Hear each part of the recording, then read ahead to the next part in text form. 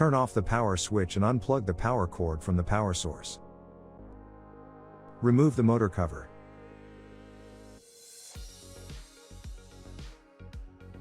Remove both of the side rails. After removing the screw, slide the rail towards the rear of the treadmill.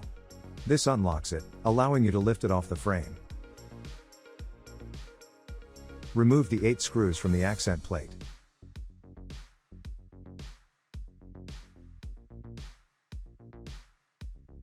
Lift and remove the plate. Repeat this step on the other side. Remove the end caps. There are 2 screws at the top. And there is a third screw that must be loosened underneath the end cap.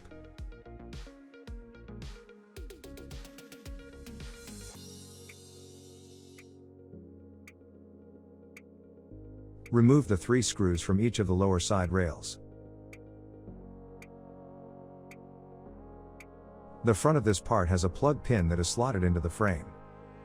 As you remove the rail, gently pull it towards the back of the treadmill so that the plug pin aligns with the opening in the frame.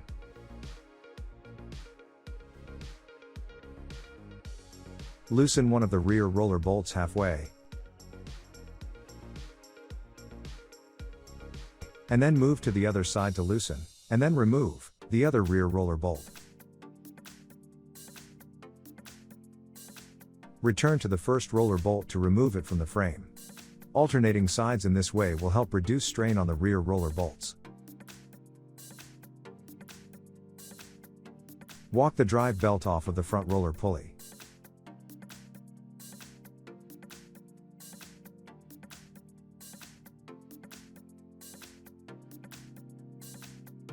This section shows the transmission set with 2 slats removed, but it is not necessary to remove those parts for this procedure. On the right side of the front roller, slot a 17mm wrench onto the axle. Turn the wrench towards the front of the frame. This will lock the roller in place, so that you can loosen the hardware on the other side of the roller. On the left side of the front roller, remove the 4 outer bolts. And then remove the pulley. Remove the bolts from the pillow block. During this step, you can adjust the running surface to help align the holes.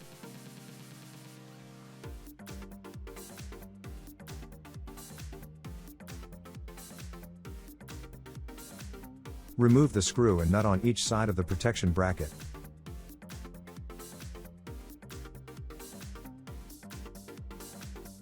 And then remove the bracket from the frame.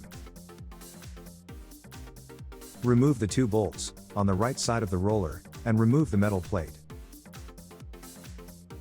Newer frames have a pillow block in this location, instead of the metal plate. The disassembly and reassembly steps are the same.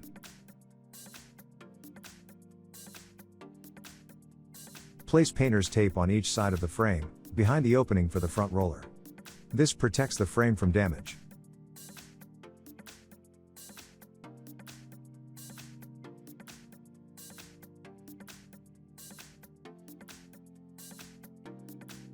Loop a piece of rope around each of the front roller axles.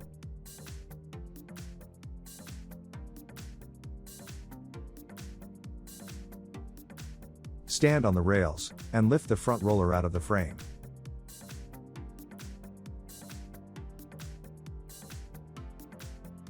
Carefully remove the front roller from the frame.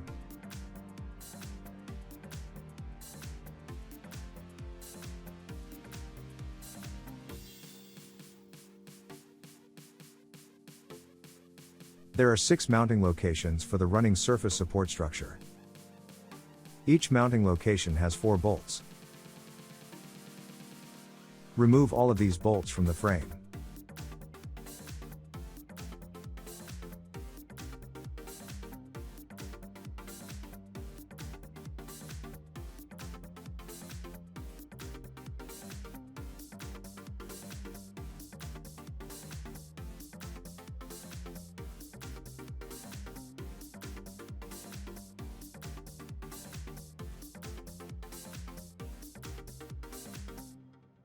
The running surface and its support structure will drop when you remove the last bolt.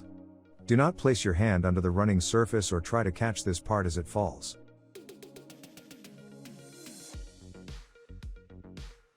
Lower the caster wheel so that you can easily move the frame.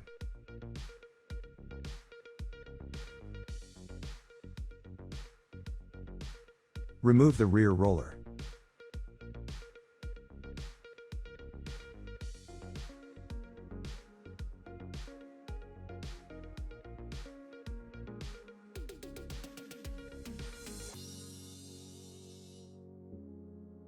You can now install a new rear roller.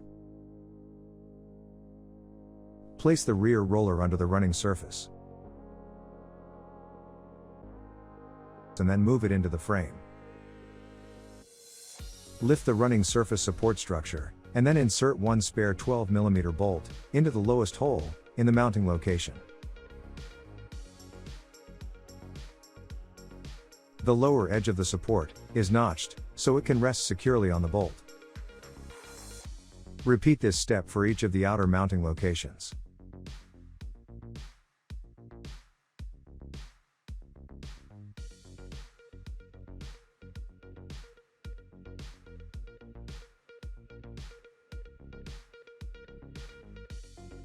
A screwdriver can be used to adjust the alignment if a bolt is difficult to insert.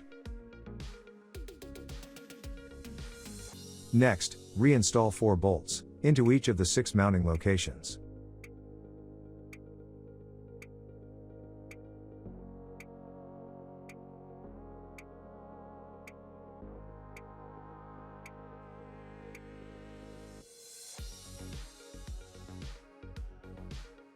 A screwdriver can be used to adjust the alignment if a bolt is difficult to insert.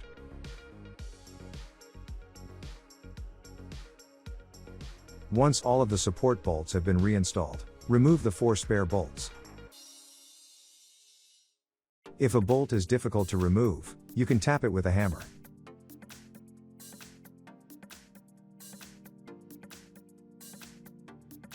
Slide the front roller underneath the running surface.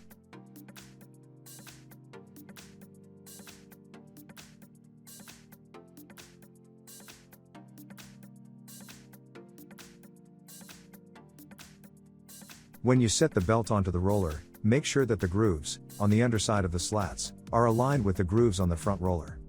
The corresponding slat should also align on the other side of the roller. Adjust the pillow block, on the left side of the roller, so that it is flush with the side bracket. This will help the roller smoothly fit into the frame. Carefully pull the roller forward, placing it right at the edge of the opening. Then, press on the running surface to push the roller into the frame. Begin reassembly.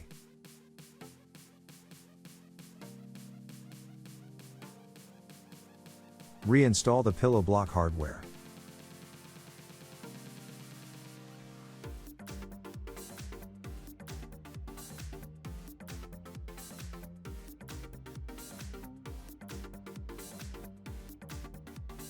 Place the front roller pulley onto the axle.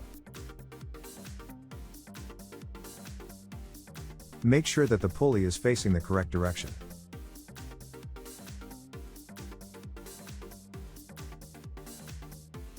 Loosely thread the pulley hardware.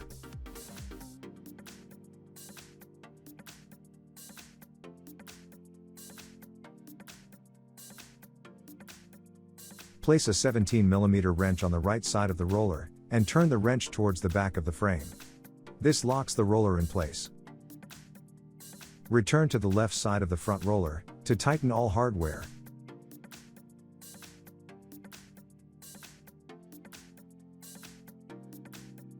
Reinstall the cover and hardware on the right side of the front roller. Take care to align the cover with the bearing.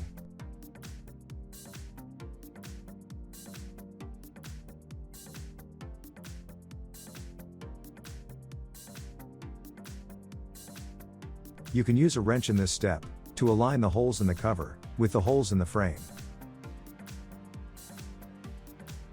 Reinstall the rear roller bolts.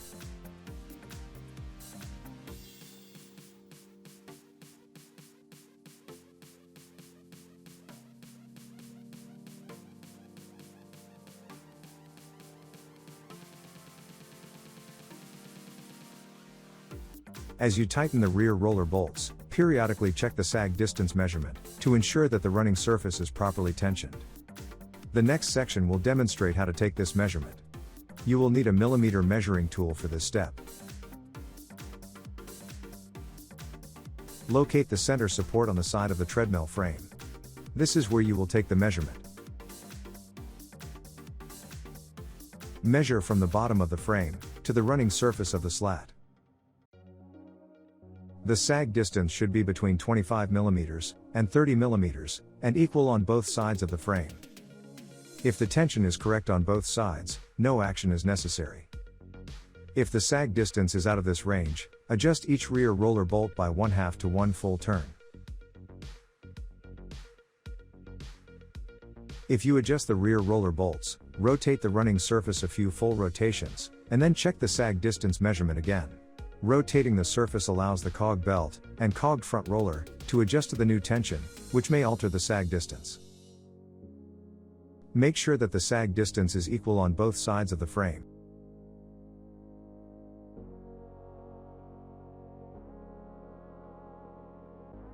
The range in sag distance is there to allow for the greatest noise reduction. Some units may require 25, while others may require 30 mm to get the best possible result. Do not tension so that sag is less than 25 mm, as this puts excess strain on the rollers, and will cause damage to them. Once the running surface is properly tensioned, reinstall the drive belt. Loop the drive belt around the motor pulley. Place the drive belt around the service tool, and press the tool against the front roller pulley.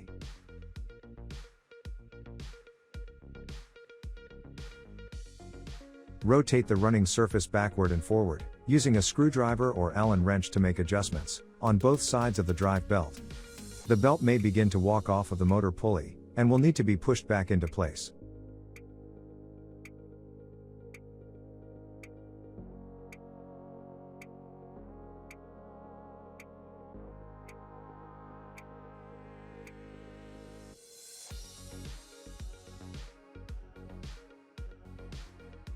Reverse the steps to reinstall the protection plate, covers, and end caps.